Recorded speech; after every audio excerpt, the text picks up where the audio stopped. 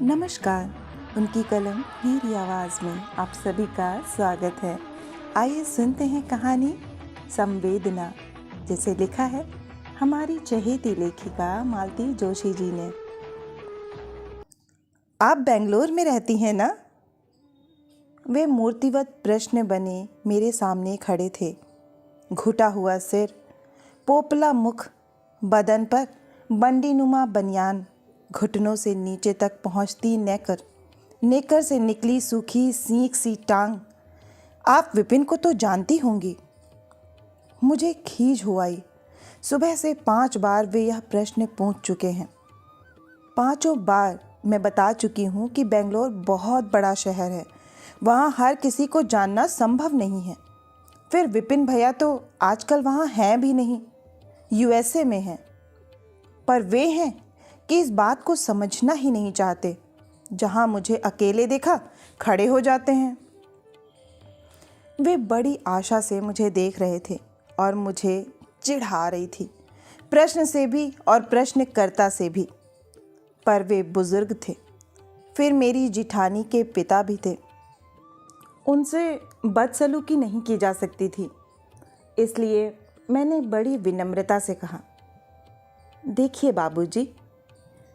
तभी भीतर से भाई साहब की गरजदार आवाज़ सुनाई दी। क्यों सुबह से उस गरीब के पीछे पड़े हैं?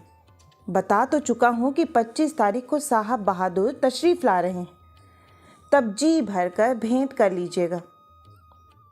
वे बुरी तरह चौंक गए थे। भयचकित नज़रों से आवाज़ की दिशा में निहारा और फिर डगमग कदम भरते हुए अपने कमरे में लौट गए। मुझे बड़ा संकोच हुआ। मेरी वजह से बेचारों को इतनी बातें सुननी पड़ी। भाभी जी सुनेंगी तो क्या कहेंगी? तभी भाई साहब की आवाज़ आई, मंजू, तुम भीतर आ जाओ, नहीं तो वो फिर कान खाने चले आएंगे। कमरे में दोनों भाई सोफे पर अगल बगल बैठे थे। मैं कुर्सी पर बैठ गई। भाई साहब बोले, ज़्यादा लिफ्ट मत दिया करो, चिपट गए तो छुड़ाना मुश्किल हो जाएगा। मैंने धीरे से कहा, उन्हें शायद एहसास नहीं है कि विपिन भैया इन दिनों बेंगलोर में नहीं हैं, बाहर हैं। उन्हें तो किसी भी बात का एहसास नहीं है, इस बात का भी नहीं कि उनकी पत्नी का 5 दिन पूर्व देहांत हो चुका है। वे इस बात से भी बेखबर हैं कि जो 24 घंटे उनकी सेवा में खट रही है वह उनकी अपनी बेटी है। वे तो उसका नाम तक भूल चुके हैं और वो नालायक जो परदेश में बैठा गुलछर्रे उड़ा रहा है, उसके नाम की माला जपे जा रहे हैं। विपिन को अब तक आ जाना चाहिए था, इन्होंने कहा। अरे, उसकी माँ 6 महीने तक बिस्तर पर पड़ी रही, पर वह बंदा नहीं आया। बोला, कल को कुछ हो जाएगा तो मुझे आना ही पड़ेगा। बार बार आना हंसी खेल थोड़े ही है। कुछ हो जाने के बाद भी तो नहीं आया। जानते हो, उस रात मैंने इस हादसे की खबर दी तो जनाब मुझसे पूछते हैं, मेरा फ्यूनरल में आना ज़रूरी है या श्राद्ध में? 2 बार आना तो मुश्किल है, ना ही मैं उतने दिन रुक सकता हूँ। तो मैंने कह दिया, लाश को तो हम फूंक फांक देंगे, तुम श्राद्ध पर ज़रूर आ जाना। लाश को हम फूंक फांक देंगे? भाई साहब जैसे धीर गंभीर व्यक्ति के मुख से ये बात जरा भी अच्छी नहीं लगी, खासकर इसलिए कि मरने वाली उनकी सास थी, भाभी की माँ थी। भाई साहब की बात अभी ख़त्म नहीं हुई थी। बोले, और सुनो, परसों रात को फ़ोन आया कि मैं पंडित से बरसी के बारे में भी पूछ लूँ। एक साथ ही सब हो जाए तो अच्छा है, साल भर बाद फिर से आना मुश्किल है।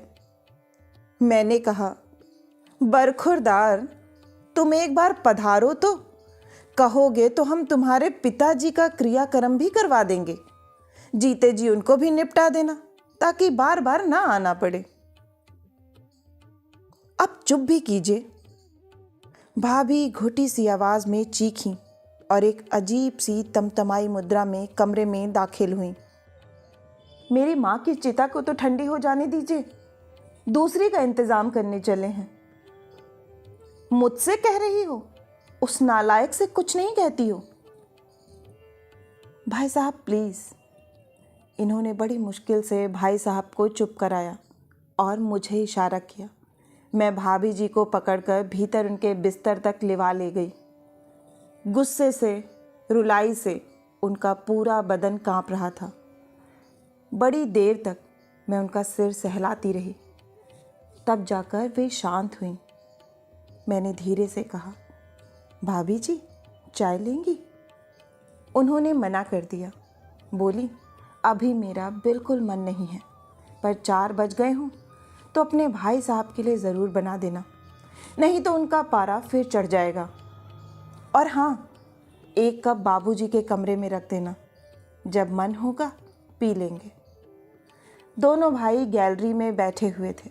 भाई साहब को उपदेश देने की तो मेरी औकात नहीं थी, फिर भी चाय रखते हुए मैंने धीरे से कहा, दरअसल भाभी जी की मनः स्थिति ही नहीं, उनकी हालत भी बहुत नाजुक हो रही है। भाई साहब बोले, 6 महीने से माँ का नरक उलीच रही थी, वही थकान निकल रही है। एक आध नर्स रख ली होती। ये बोले, नर्स के रेट्स जानते हो? 80 रुपया रोज़ लेती है, वो भी दिन की अलग, रात की अलग रखनी पड़ती है। आखिरी दिनों में तो खैर रात में रखनी ही पड़ी थी। But it is a costly affair, you know ना। विपिन कुछ भेजता नहीं है, 5,000 महीना भेजता है, उतना तो दोनों की दवाइयों के लिए ही पूरा नहीं होता। बाबूजी की पेंशन वगैरह तो होगी। काहे की पेंशन? प्राइवेट नौकरी थी, कुछ फंड मिला था, उससे जबलपुर में एक छोटा सा घर ले लिया था। विपिन हिंदुस्तान में था, तब भी माँ बाप को रखता थोड़े ही था। वे दोनों जबलपुर में बुढ़ापा काट रहे थे, लाचार हो गए तो हम ले आए। और घर बड़ा है, जब साहबजादे को फुर्सत होगी बेचेगा। हम तो अब इस झंझट में पड़ेंगे नहीं, ये तो जिम्मेदारी सिर पर ले ली है, वही निभ जाए बहुत है। मृत्यु वाला घर वैसे भी उदास होता है, और यहाँ तो अवसाद की कोई सीमा ही नहीं थी। मुझे अच्छा लगा कि मैं ज़िद करके साथ चली आई। बच्चों को भी साथ ले आती तो अच्छा रहता। कुछ दिन रुक सकती थी, भाभी जी को सहारा हो जाता। मैंने भाभी जी से यही बात कही तो बोली, 2 दिन के लिए ही सही तुम आ गई, बहुत अच्छा लगा। और बच्चों को तो ऐसे माहौल में लाने का सवाल ही नहीं उठता, बेचारे सहम जाते। नानी के पास रह लिए, यही बहुत अच्छा है। और तुम मेरी फ़िक्र मत करो, मुझे घर में कोई फैलारा नहीं करना है। मैंने अपने सब रिश्तेदारों से कह रखा है, सीधे हरिद्वार ही पहुँचे, यहाँ आने की ज़रूरत नहीं है। मैंने कहा, ये काम निपट जाए तो 8-10 दिन के लिए मेरे पास आकर रहिए, चेंज हो जाएगा, मन बदल जाएगा। वे सूखी हंसी हंस दी। पगली, बाबूजी को छोड़कर कहीं जाना क्या संभव है? और वह भी इनके पास? इनका मिजाज देख तो रही हो। अब बाबूजी रात दिन बेटे का नाम जप रहे हैं, तो मैं क्या करूं?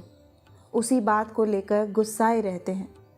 बाबूजी भी तो अब कुछ कहने सुनने लायक नहीं रह गए हैं।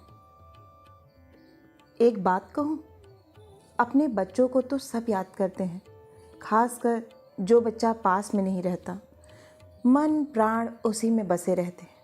बाबूजी भी अपवाद नहीं है, पर आप लोगों के संकोच के कारण वे कुछ कहते नहीं थे। पर अब माँ जी की बीमारी ने या कि उनकी मृत्यु ने उन्हें हिला कर रख दिया है। उनका संयम टूट गया है, मन की बात अब सतह पर आ गई है। बस इसमें उनका कोई दोष नहीं। आप किसी दिन भाई साहब को यह बात समझा दीजिए। उन्हें क्या समझाऊंगी मैं? भाभी जी ने उसास भर कर कहा, बाबूजी तो खैर बूढ़े हैं, बदहाल हैं, पर इन्हें क्या हो गया है? पता नहीं कितना गुस्सा, कितनी नफरत मन में दबाए बैठे थे। अब सब सतह पर आ गया है और रात दिन मुझे जला रहा है। पूरा दिन झींकते रहते हैं कि इनकी वजह से जीवन नरक हो गया है। लोग हमारे यहाँ आने से कतराने लगे हैं, ना हम ही कहीं आ जा पाते हैं। बच्चे घर से भागे भागे फिरते हैं, छोटा पढ़ाई के और बड़ा काम के बहाने आधी रात तक बाहर रहता है। बड़े ने तो साफ कह दिया है कि इन लोगों के रहते मैं शादी नहीं करूँगा। पराई लड़की को मैं इस अजायब घर में ला कर नहीं रख सकता। मैं चकित होकर सिर्फ सुनती रही।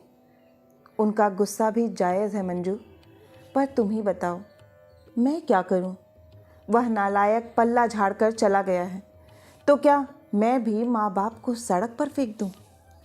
चलते समय मन बहुत भारी हो गया था।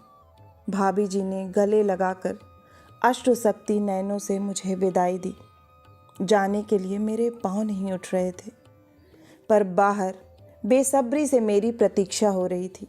दोनों भाई घड़ी देख रहे थे। गेट तक आते आते मैं अचानक रुकी। बस अभी आई, कहते हुए मैंने सबकी प्रश्नार्थक नज़रों का अनदेखा किया और बाबूजी के कमरे में चली गई। वे शून्य में नज़रें गड़ाए बैठे थे। बाबूजी, हम लोग निकल रहे हैं, मैंने पैर छूकर कहा।